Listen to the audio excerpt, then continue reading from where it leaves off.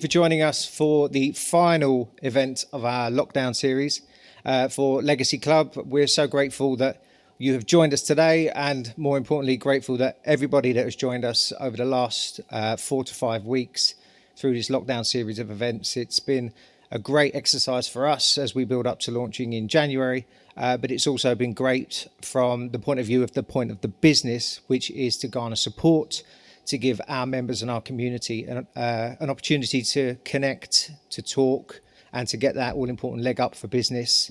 I'd like to start with a brief introduction to Legacy Club, if I may, and what we're about and what we hope to achieve when we launch officially in January 2021. Legacy Club is a diverse network of founders, CEOs, trailblazers, and business leaders who are at various stages of their growth or various stages of their evolution of business, and they need a bit of support and that fantastic connection that is going to change the game for them. Our partners are some of the best in their fields in tech, finance, HR, PR, and marketing, and so much more. And they're part of the Legacy Club family to provide that help and support to our members and our wider community. A key part of the development of Legacy Club is our advisory panel, of which we have assembled 6 amazing entrepreneurs that we have recognised for their individual talents in their industries. One part of that panel, a key part of that panel, I should say, is James Chiffi, who is the founder of Beyond the White Line and my guest for our Spotlight series. Welcome, James. Thanks, Thank you Chris. for joining. How are you feeling? We've been through this. Yeah. Enjoying the spotlight? Loving it. Although the Spotlight is for you. Well, we'll see. James, well, let's break the ice a bit, James. So the hat, tell me about the hat.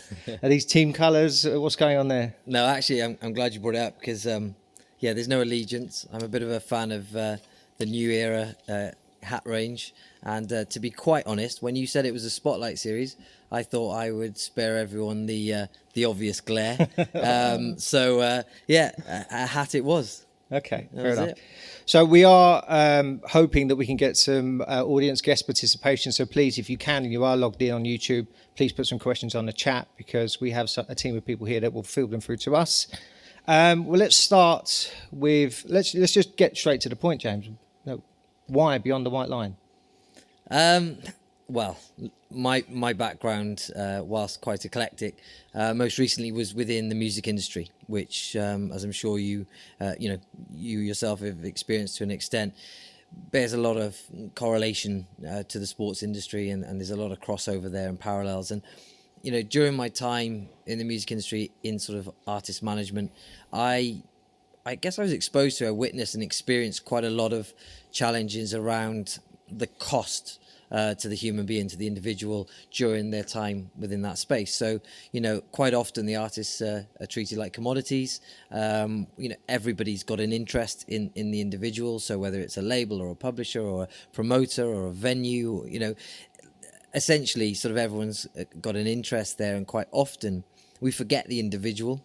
And what sort of during that time, I could see the parallels within professional sport. And look, for me personally, sport and music are very important to me in my life.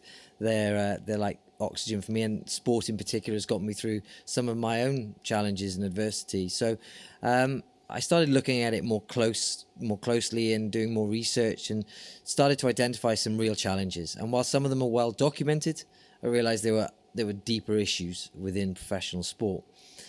So I set about doing the research and speaking to athletes, having really candid conversations with them about those challenges and what I felt to be, some of the issues they faced in their journey, sort of whilst within professional sport, but also as they transitioned out and life after sport. And I was overwhelmed, to be honest, by what I encountered and discovered. And so, Beyond the White Line was born. So are you seeing similarities between the music industry and the sports industry in terms of the commodity piece? Yeah. Human first? Endless. I mean, so from a mental well-being, a physical, financial education, career, some of the core pillars of Beyond the White Line. I could really see, one example, an artist that I was working with at the time, quite successful, producer and had worked on national radio and had success in the industry. So on paper, not a worry in the world, right? But they'd been in the industry from a very young age, reaching their early 30s and sort of questioning what's next. And, it's still a very young age to come out of any industry. But who am I? What is my identity? What do I stand for? My peers are settling down. Maybe they have families and they have, mortgages and all of these things that we end up with. And you're institutionalized to a point. So you come out of that industry into Civvy Street. And, suddenly you're exposed to all these things that never having had a job, maybe never written a CV, never educated beyond a certain point. So yeah, I really could see how magnified these issues were within professional sport.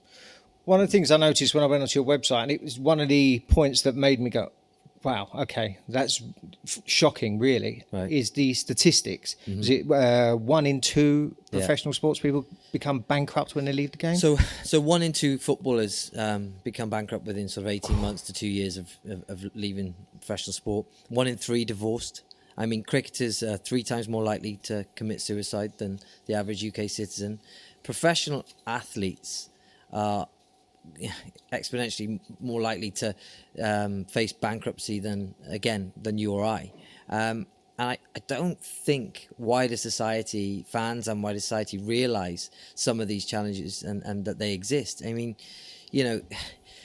there's a misconception and a disconnect between perhaps what we perceive to be the case and the reality.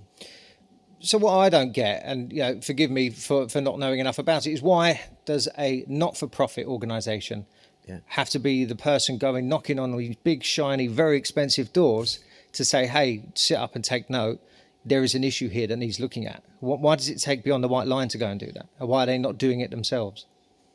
That's a great question. I mean, it shouldn't, right? To all intents and purposes, it shouldn't. It should be sort of there, and those safeguarding and those measures should be in place. I think, unfortunately, whilst there's some great work being done and there are initiatives happening now and we're seeing a lot more progress in this space, this is a massive industry, multi-billion-dollar industry, and it's got its own sort of solar system, ecosystem, whatever you want to call it, like a world within a world. And when you get into a bubble like that, or a situation like that where there's a lot at stake, a lot of moving parts, quite often what happens is it becomes a machine, and it sort of it keeps going. I mean, without drawing attention to too many areas, there are industries within sport, there are sport disciplines that have faced some real adversity, around corruption and challenges like that. Yeah. And ordinarily those industries would suffer as a result, yet it continues to grow. There's still billions of dollars being plowed into it. So you have to ask the question, how is that possible and why? And quite frankly, the focus tends to be on the business side and success. So, on the pitch, field, track, in the ring, whatever it is. And that issue of athletes and stakeholders within sport, it's not exclusive to just the athletes. I speak to chief executives and head of comms at different organizations. There's a lot of roles within professional sport, but I speak to these individuals and have, again, very candid conversations. They all are experiencing a lot of the same challenges because the focus is so tunnel vision on success and profit. Quite often it becomes a tick box exercise, well-being, and there's a human cost, and I believe, and we believe, that it should be human first, athlete second. Yeah. So when Beyond the White Line come knocking at the door, at these big gates of these governing bodies, and I'm not going to mention them, but what responses are you normally met with? Is it who's beyond the white line? What are you trying to achieve? What do they normally say to you? How do you get your foot in that door?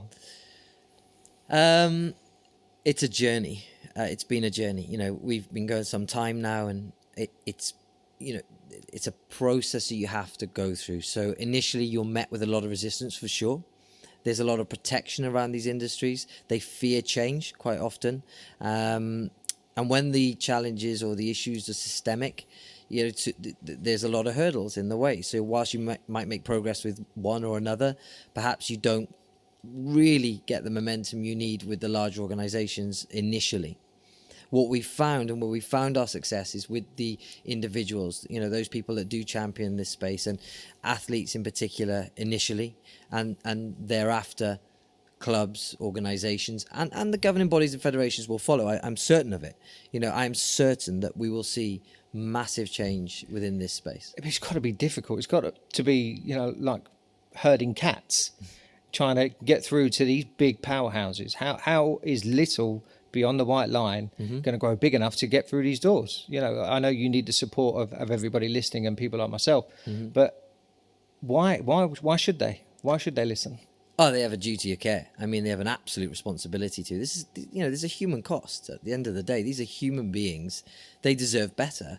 And it's all good and well, us and, the paying public, enjoying these sports, whether it's participation actually or, enjoying them as a spectacle. But they're just like you and I. And I think recent times have really highlighted that. They still have families to go home to. They still have responsibilities, challenges, adversity in their lives. I mean, it's an arduous career as well. Quite often, professional sport is a very short career. Yeah. We often forget that. Professional footballers may only be in the game in a professional capacity for as little as 7 years. You're a long time retired, as they say, and so that's a very intense period. There's a lot of physical sacrifice, time again, and time away from family and all of these things. Financially as well, there's a lack of education. There's a lack of support in these key areas. So you're taken at a young age. You're institutionalized into this space. You're not exposed to a lot of during your formative years. You're potentially not exposed to a lot of the education and support you need to prepare for not only that journey but life after. Yeah. And we're dedicated to changing that. And to answer your point about how and why Beyond the White Line can do that is because we intend to be the only unconflicted, non-biased organization out there that really doesn't have a stake in the pie, and really just focus on the human being. So that was going to be my next question: is who are you trying to speak to? Who is Beyond the White Line trying to reach, and where is the biggest impact? Where do you make the most impact to those individuals or organizations? I think in the first instance, it's obviously with the athletes, first and foremost. Yeah. Without a shadow of a doubt. I have spoken to many, many athletes across all sports now. I mean, right from internationals at the top of their career, at the pinnacle of their career, right the way to grassroots and academy kids coming through and everything in between. And I think, they're crying out for more support. We haven't even touched on it yet, but if you talk about the 4 key pillars that Beyond the White Line talks to in terms of mental and physical well-being, education, career, financial well-being, it goes beyond that also. There's more that can be done in gender inequality within sport and issues around racism and homophobia, and there are so many areas which we can do better. And rather than being another mouthpiece or another organization that is just here to raise awareness, we want to affect tangible change. Like, we want to provide the solutions, and we believe we have some of the solutions ready, and we are developing all the time more, the offering more to ensure that whether you're a young athlete coming through the system, whether you're established, or whether you're someone transitioning out the other side, Beyond the White Line can get in there and provide those solutions for you and roadmap that with you to make sure that not only the experience, as I said before, but then that transition out. And if you're retiring at 35, you've got, this day and age, potentially another 60 years ahead of you. Yeah. So we don't want them to sort of come into this abyss, as how I describe it, this cliff edge. I've spoken to many athletes who say, when the doors close behind you, it's the loneliest place in the world. Like, so many athletes are not prepared. And that preparation, we have a responsibility to get involved in that preparation. Whilst, let's talk football, for example, whilst it may be the club's responsibility as the employer to ensure that athlete is onboarded in an employer-employee sense, and maybe they've got people around them, whether it's agents, management, family, whomever, taking care of their commercial responsibilities. We believe there needs to be an organization to standardize this, to dedicate to their well-being, the human side. Well, when you talk about footballers and high-earning athletes in general, for example, there'll be people listening that will quite simply think, well, they earn massive sums of money. Why are they not able to surround themselves with what they need for a life after the game? If only it were that simple, right? I think there's a misconception here straight away. So yes, there's a small percentage of athletes who are earning massive sums of money and potentially life-changing, of course. That is true. However, there's several parts to answer this. The majority, and I mean 99 point whatever percent of athletes aren't earning those figures. Number one, primarily. Okay. Well, it's quite a big statistic then. It's huge. You listen. Let's talk cricket, rugby, athletics. I mean, motorsport. It goes on and on and on. If you look at all the sports and the volume of athletes out there, it is a tiny minutiae that are earning those figures that are often quoted in the media. Add to that, there is a lack of education in this space. This 1 in 2 footballers are going bankrupt for a reason, right? There's a lack of education. There's a lack of support. Also, there's no future planning often, or career pathways and transition plans. So when these athletes come out, that wealth that they may have amassed, it can diminish very quickly. And I've spoken to many examples of this. There was a former Premier League player who had a handsome property portfolio, millions of pounds worth of property, had earned good money over a period of 7 to 10 years, and within 2 years found themselves divorced, bankrupt, suffering from anxiety and depression and other mental health challenges. I mean, it's an incredible fall from grace. And it's that easy. It can happen that quickly to any of us, but they're not immune to it. So again, I talk back to this journey that they may go on. If from a young age, so during our formative years, we're exposed to these life skills and then further education, and we go out into the workplace, and again, those skills are further enhanced and so on. If you're picked up at 6, 7, 8 years old, put into an academy, put into this bubble where your sole focus is to become an elite athlete or a professional footballer in this case, and your sole focus, you're told where to train, what to eat, what to do, strength and conditioning, nutrition, it's all on the grass, let's get it all done out there.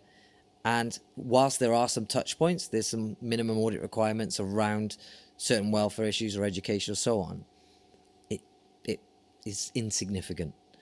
And then you are thrust into the professional scene, so you become you graduate into the professional game, and then you're further surrounded by more advisors and individuals and so on, whose, again, sole focus is maximizing your earning potential or maximizing your performance on the pitch. So you find yourself if you're lucky, you find yourself at 35 retiring, more likely somewhere in your 20s, maybe through injury or being released or so on. But the greatest statistic is around the academy stage. Right. It's something like 0.12% graduate into the first team anyway. But you find yourself then going out into the civilian world without those skills. So, and then you don't have the support around you. So suddenly you become a statistic. Right. I mean, it's a subject that's obviously very, very close to your heart. I mean, I know it's the ethos of what Beyond the White Line exists for. But we need to touch on the subject that obviously I know that it's really close to your heart. We sadly recently lost Man City Academy player Jeremy Whiston. Yeah, it's an awful situation for any family. And we've spoken to the family and our hearts went out to them. It's a terrible time for them and those closest to them and everyone that was affected by it, actually. And, I think, look, I'm a dad of 3. I can't even talk to that point. It's incredibly hard, but it highlights at the academy level the challenge that we face. You are taking, and I do feel like a broken record on this point already today. Yeah, but there are people that haven't necessarily heard you speak before, Sure, or don't know enough about sure, Beyond the White Line, which is why we're doing Sure, Spotlight. absolutely. No, I appreciate that. But look, so I'm exposed to quite a lot of people within the professional game, and some of those that I speak to are quite honest and candid about the challenges. Again, so I don't want to say there's a lot of things to celebrate for sure, but when you're from 8 to 18, you may be in one of these academies, and your entire identity is built about becoming a professional footballer. That's what you aspire to be. Your sole focus is on that. It's all about 100%. And to an extent, there are cases and examples where it's actively discouraged to think about life outside of sport. It's seen to be a lack of focus. It's deemed to be a negative attitude. It's, don't worry about that. You focus on this. Put an extra shift in. Stay after. Do extra training. That's your focus. When that's ripped away from you, not only do you now have a challenge to reintegrate back into your community, getting back into a community club you've been out of for 10 years, your own social network as well, which has all been built around this bubble, your identity, your sense of self. This is a huge challenge for these young athletes, and the academies, and there's a lot of examples of this, again, some great examples, some less so, but quite often they just, the data gets deleted. They're no longer on the books. Wow. They're no longer with us, as if they didn't exist. And that's a decade of working closely. Pats on the bum, like, you can do this, like. This is your career, you're going to be that one, and then they're just eradicated, and that's a lot. And when you think of those numbers, we're talking a lot of young men and women at this stage going out into the world with facing a real struggle, and we have a responsibility to do more to not allow that to happen. You'd think that would be basic, mm-hmm. As far as a big organisation such as a football club or a cricket team. It should have been there a long, long time ago. It's just odd. But it's a business. Yeah, it's a business, and what we're saying is, look, we understand clubs are under pressure to deliver on the pitch. Again, this is very football centric, but clubs are under pressure to deliver on the pitch. They're also under pressure to deliver off it financially, especially during these challenging times. So, these are two, and there's a pressure from the fans and society to see them deliver in those areas. So there is a tendency for it to become a tick box. Whilst welfare is something we want to ensure we, tip our hat to, it's not our primary focus. So what we're saying is that's fine. Okay? I love sport. I want to ensure that it's sustainable and the model's sustainable, but I want to also ensure that there's no human cost, diminish those statistics, eradicate some of these issues. So we're saying you focus on that. You focus on what you do best, the football or the rugby or the cricket or the whatever. And, we'll let the agents and the commercial people focus on maximizing revenue and maximizing their contracts and the value of these athletes and the earning potentials and so on. What we're saying is let an organization like Beyond the White Line come in and do what we do best and focus on the welfare and well-being of these individuals and as humans. Let's make sure that someone gets in, sits down and goes on day one, not a reactive state, not when it's too late, not when there's a terrible example like that we've had recently, not when there's a crisis. Let's get ahead of it and let us come in and sit down and assess the needs of that individual.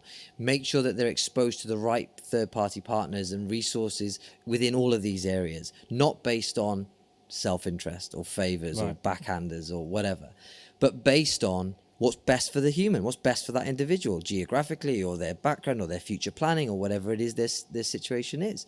Let's make sure there's an organization that stays with them through the life cycle of their time within professional sport, so that you can change club, country, continent, age, and anything, change sport. But we'll be that constant, and we'll help you. So when that day comes, which it inevitably does, it happens to every athlete, whether it's at 18, 28, 35, 40, you eventually will come out of professional sport. At that point, you're ready. It's not a plan B. It's not a fail say. It's not you're ready at that point to just activate the next part of your career, just like you or I would. When you transitioned out of your previous business into this, you thought about it. You probably assessed the opportunities and it was a conscious decision. You didn't wake up that, Monday morning going like, what does life look like? Who am I? So take us inside Beyond the White Line. Mm-hmm. So what should, or to you and to Beyond the White Line, what does athlete care look like? Because we'll have current pros, former professional athletes listening, tuning in now, sure, who may have an idea of what athlete care looks like to them. Yeah. But what does it look like to be on the white line? Because it's not simply I need to organise a chef for my party later. You know, that's not player care to be on the white line. I mean, I promised myself I wouldn't be too controversial today, even though you set me But up. I promised that you would. Yeah, yeah. I tell you what, it's not. Player care is not, doing an athlete shopping. It's not, getting their partner a present for Christmas because they forgot. It's not picking them up because their car's broken down. I mean, that's what it's not. And there is an issue within professional sport in particular where player care is often perceived to be some sort of concierge service, liaison, PA almost. That's not player care. Player care is getting in there and really looking after that individual as a human being, personal development plans, career pathways, education, financial and future planning, mental well-being, physical well-being. Like, these are care. That's welfare. That's care, however you want to term it. Yeah, but there'll be players, current and former, they're probably thinking, I've got enough money in the bank to not worry about care after the game, or, I'm already out of the game. I don't really need to worry because I've got X amount of millions in the bank. Well, It's not really an issue. But I guess your statistics at the beginning show that it is an issue, and it will become an issue if you don't do something now. Is that what you're trying to say? Yeah. Well, first of all, I've already talked to. I mean, there's not many of those players. I'd love to open this up right now. I wish it was an open channel. I'm speaking to players at every level of sport. Professional rugby players who've played, for their country and at elite level now, who, are saying, look, James, I'm staring down the barrel of a 25, 30 grand a year job when I leave the game tomorrow, if I'm lucky, because I've got ahead of it and whatever, which, don't get me wrong, a 25, 30 grand a year job's fantastic, right? But there's a huge adjustment required after you spent so long in that professional game as well, and both financially in terms of your sense of self and status and so on, but also to be able to sustain a life that you've built. And that's a kind of good example. That's like a better case, but there's no thought for, in that individual's case, there's a huge crisis of confidence going on. There's a lot of challenges with mental health because they've reached burnout and saturation within the game, because, again, there wasn't the support there. And I know there's some people at the moment, definitely within the WRPA and other organisations, doing some amazing work around this, by the way. The PCA in cricket, again, I think they kind of lead the way. But the majority of athletes, first of all, don't have that wealth you described. And second of all, they have been so cocooned in this world for so long that it's a reactive thing to do it so late. To come out ill-prepared, they'll tell you themselves. It's terrifying. And and one of the overwhelming bits of feedback is, they will tell you they've never felt pressure in life like when they've played professional sport. But all the sports psychology around performance in the world doesn't necessarily prepare you for those challenges, being away from your family for weeks on end on a cricket tour, let's say, for example, being an individual in a team sport, whilst people think you've got these team of 11, 15, whatever around you, but it's quite a lonely existence, the personal sacrifices they make as well. So it's a pertinent conversation that we're having now. Is actually, I've just had a news feed come through that just said that Diego Maradona has just passed away. So talking about player care and life after the game, literally just come through now. Wow. So, yeah, I mean, it puts it into perspective, exactly what you're talking about, that care after the game. Sorry, you've totally caught me off guard there. And it is live. Yeah, absolutely. Well, may you rest in peace.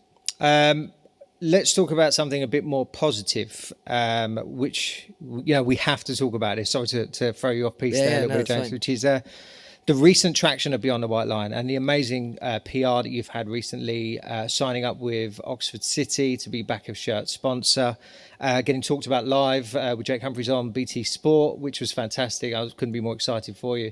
Can you tell us a little bit more about what's going to be happening in the future for Beyond the White Line? Yeah, look, Oxford City, what an amazing club and group of people to... What they essentially did was they understood they had an opportunity commercially to capitalise, probably quite a lot more with their running the FA Cup and so on, and they opted to work with Beyond the White Line because I think they really understood the importance of human first, and their story is fascinating, and that's for another day, and that's probably a whole other hour. But Mick lives here at the club, and Paul and Justin, the guys at the club, are amazing, but Mick really championed Beyond the White Line, and I think it reflects how they operate in terms of putting that human first. They're a community club, they're embedded within the community, and they really understood the movement, I suppose. And since working with them, we've seen some fantastic momentum, quite frankly, and positive momentum around it's turned on other clubs and other organizations to reach out and go, look, we love what you're doing, and other partnerships are starting to develop off the back of it. And it's interesting because Oxford City, why not Manchester City? Yeah. Why not, and that's a question I get asked a lot, but it takes community clubs like Oxford to trailblaze, to set the example.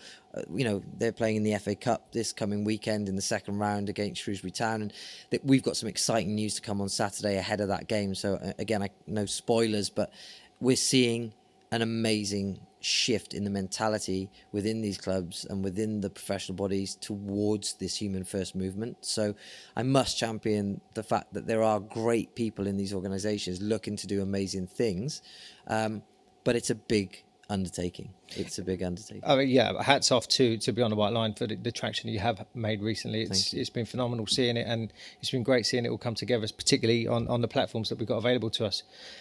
Before we get on to the Q&A, and I know there are some questions that have been fired through, so I'll go through those in a moment. Just like to finish by asking, for anyone that's listening or anyone that will see this content after, what can they do? How can they help? What do they need to do now? So many ways. I think awareness is a big thing. Whilst I said, we're more about the solutions than just sort of talking about the challenges, we need an army of support. We need people to really champion that human first movement and start to raise awareness on these issues. You and I today haven't had the time to even talk on some of the other key areas that, we're going to be working in. I've been working with some amazing people within the women's game, for example, at Harlequins Rugby and other clubs like Lewis, and there's some amazing examples of people, change makers, really, quite frankly. And so it's the awareness and getting on board and offering to support us in that way.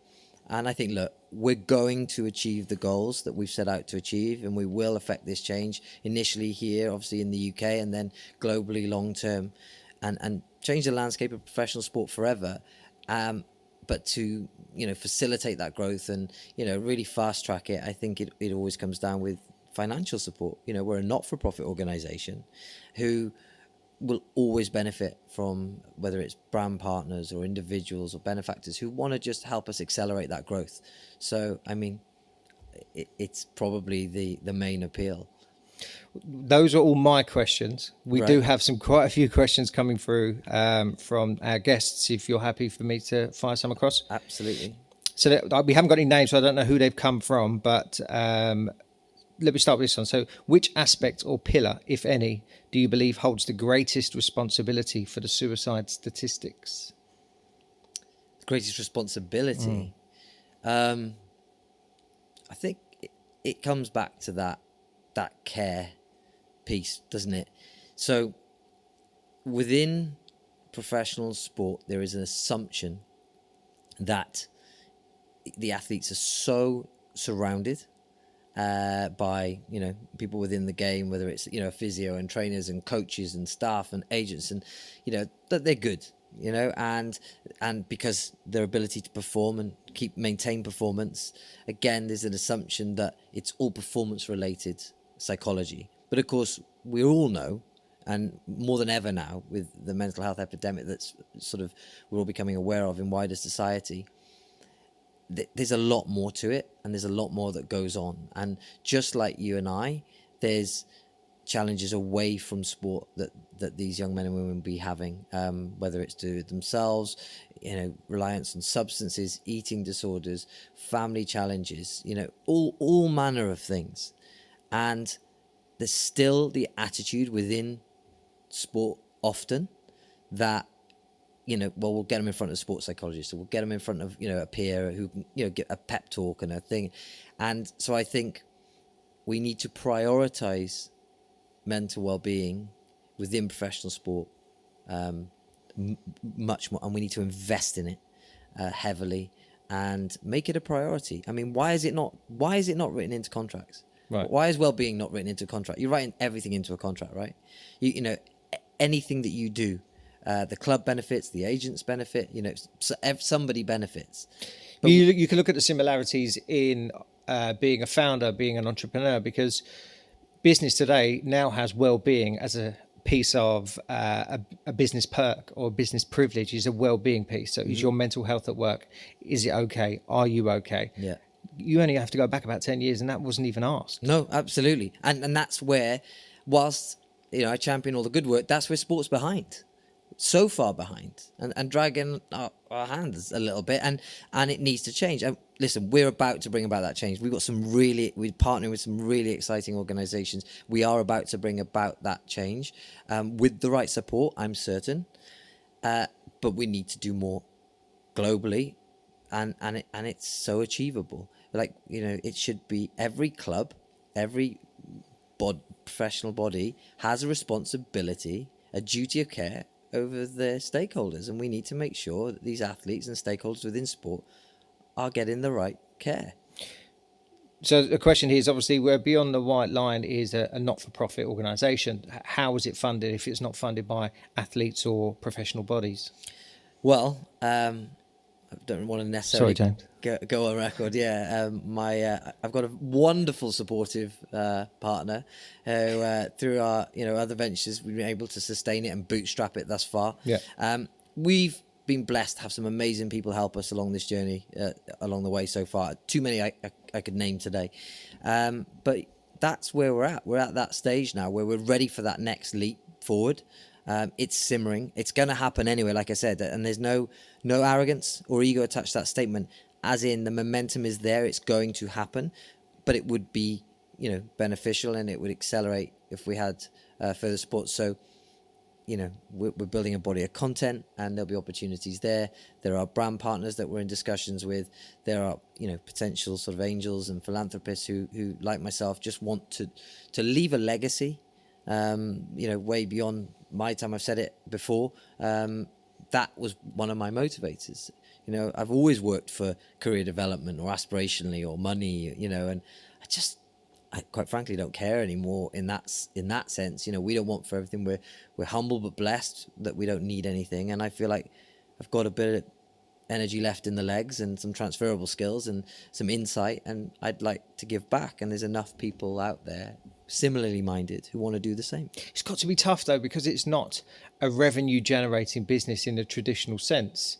And but you're not taking a wage. You're not taking money out of a dividend every month. And you're doing this for the good of other people, not for yourself. Don't get me wrong. If there was an opportunity for me to take a wage, at least to keep everyone happy at home, I would. But no. But isn't that the best bit? Isn't Absolutely. that the point? That's why Legacy Club exists. But isn't that the point?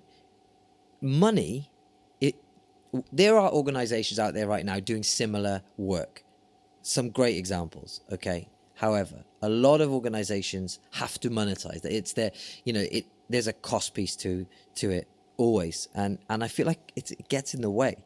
That unbiased, non-conflicted position that we're in, the ability for us to really put the human first, because there's no agenda, there's no interest for us. So, let me give you an example in terms of financial and wealth planning. We might have 3 or 4 great wealth partners who could help with an individual athlete, but we're not motivated to introduce them to one or the other because of financial gain. We're motivated to introduce them to whomever is right for the individual, and that could be multiple partners. So that is why it will be free to all. That is why we want to provide this opportunity, and why should money get in the way of your well-being? I know you touched on the Oxford City partnership, but somebody has asked specifically, with the partnership, why them and how does the partnership work? Why them? As I say, that's a longer answer. They came through quite a lot of adversity. It's all publicly documented. They came through a lot of adversity, both financially and challenges within the club over a period of years. They rebuilt so Mick, the commercial director there, caught COVID this year and was in a coma for 5 days. And they essentially thought, that he wouldn't come through the other side. And Mick and I spoke during his recovery whilst he was in his hospital bed, and he came out with a renewed view of life, I suppose, as you would, and rewrote their commercial structure and how they wanted to go about sustaining the club. So they wanted the football to remain about the football, but the financial model to be sustainable. So during a pandemic, during times where maybe they can't get the gate receipts and other examples that we're facing right now, they wanted to be able to sustain themselves. And they rely on the community, and they've got these facilities that, I think they see something like 1,500 netball players a week or a month use their facilities, and the colleges and education exchange programs. It's amazing. And so when we had the conversation, they really bought into what we wanted to achieve, and they felt that it was a great opportunity for their own athletes. And unfortunately, because of lockdown, we've not been able to get in there and do some of the work we planned to, but also the stakeholders in the club and in the organization. And yeah, so it just felt like the right first step as an activation. This wasn't something we were looking to do particularly. Right. And what was the second part of that question? How's it going to work? How does the partnership work? So, I mean, it varies club to club. We're doing, so we've got a standardized model that, you'll see launched now in 2021. But it could be anything, quite frankly, apart from the obvious, which is providing resources for these athletes to tap into and stakeholders to access. Educational pieces, content, really getting in there and getting our hands dirty and helping out on the ground as well. So there's many ways we can activate the partnership, and we're really excited. I don't want to reveal everything today, but we're really excited, quite frankly, and you'll see in the coming weeks more partnerships being announced as of Saturday, as an example. I've spoken to Mick a couple of times, and the work they're doing down there is phenomenal, actually, and the facilities that they've got for a club at that level. They're a football league club. Just in the non-league currently, they are got GPS systems. I mean, their games are streamed, multi-camera streams. They're doing the good work. So this question is a good one. I think it's going to be a difficult one to answer, which is, had Diego Maradona had something like Beyond the White Line in his life, do you think things would have been different? I mean, we're not saying that you can change human behaviours, but do you think it would have been different for him? Respectfully, I don't want now to talk in the context of Diego Maradona, if that's okay. Just respect. It's really, but what I do like to answer the question. So for players such as Diego Maradona and other incredible athletes that have come through all sports who face these adversity and challenges, Joe Marler's come out recently and spoken on it, and others. There's some high profile cases. I absolutely believe, and not because of my own opinions, because of over 12, 18 months of speaking to athletes firsthand, I absolutely believe that Beyond the White Line could have had an impact on many, many athletes that have come before, those that we look to help in the future. And one athlete said to me, James, what you describe is utopia for an athlete. What you describe, and if you can pull it off, it will change the game forever. So what's next? What happens now for Beyond the White Line? Because obviously this is going to explode. This is going to go viral quite clearly. There must be at least 27 people tuned in. So what's next? Look, we're really excited. We've got some incredible people coming on board and getting involved with Beyond the White Line. And I'm really excited about some of the partnerships that are lined up. And I think we're in a period of strategy and growth. It's to raise awareness, sustainable financial models for ourselves, obviously to ensure we can execute that growth ahead of a launch next year, which we're very excited about. But I think it's to continue to raise awareness ahead of that launch, build that army of support, and really bring about change. And listen, any other organizations out there that are in the same space that are doing similar thing, I think it's fantastic. People keep throwing stuff at me going, well, is this not similar? And, is this not competition for it? I'm like, how can it be competition if the end result is that the people within professional sport benefit, and we save lives, to put a point on it, and we improve the experience and lives for many young athletes and people transitioning out of sport, then I mean, is that not just success regardless? Absolutely, and I totally commend you for it and everything you've done to date. Legacy Club wouldn't be as far along the line as it is without the support of you personally and Beyond the White Line. So thank you for that. Versa, thank you. And having you here today has been an absolute pleasure for me. On a personal level, we've known each other for about 3 or 4 years now, and what we've done together over the last 6 weeks has been phenomenal. And to actually have this, and thank you to Unit 9 for having us. We are coming to the end. If there's anything else you want to finish on, James, any statements or any calls to action for the people watching? Look, where can people pick up on your content? Where can they so obvious subscribe? Places like, I'm sure it's all in the. I don't do social media, so I'm not going to point at the pop up. But look, beyondthewhiteline.com in terms of a website, everything is on there. You can find our social media on there. You can find our contact details on there. Everything you need is on there as a first port of call. You're welcome to reach out to me directly. I'm, quite happy to have conversations. I think for me, in terms of a call to action, I recently put out a call to action video, which you can probably find online. But for me now, it's about whether you're an athlete, whether you're a club, a professional body, an organization, like, come and talk to us, have the conversation. It's nothing, especially in this current situation, to jump on a call, jump on a Zoom, jump on a whatever, and have a conversation about how we can work together, how we can collaborate, how we can help. I think that's the biggest thing. There's too many of us out there, too many people out there who wait for a situation to arise and, put on their Sunday best, jump on a news channel, jump on social media, give their opinion. But that's not solution. That's not change. That's rhetoric. And I want to see more people coming to the table and having these conversations with us. Don't wait for Beyond the White Line to achieve its goals to come and sort of want to get involved. Get involved now. Be part of that change. So that's what people can do. There you go. Get involved. Thank you again, James, for taking part in the Spotlight series, and thank you to all of our guests that have joined us over the last 6 weeks. As I said earlier, if you'd like more information on Legacy Club, just go to legacyclub.co.uk. You can find out about membership, what we're trying to achieve, and who we're looking for as members. You'll also get a chance to have more conversations with James in the future. Thank you again, and thank you to Unit 9.